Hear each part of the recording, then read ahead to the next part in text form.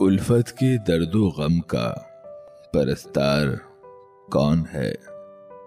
दुनिया में आंसुओं का तलबगार कौन है।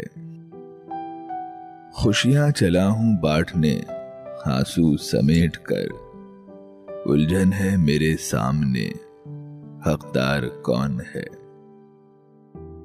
जिद पर अड़े हुए हैं ये दिल भी दिमाग भी, अब देखना है इनमें असरदार कौन है।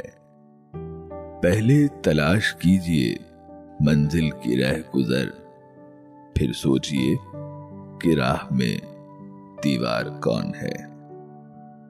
कानों को छू के गुजरी है कोई सदा अभी, ये कौन आह भरता है बीमार कौन है। इस पार मैं हूं और ये टूटी हुई सी नाव, आवाज दे रहा है जो उस पार कौन है। उल्फत का दर्दो गम का परस्तार कौन है।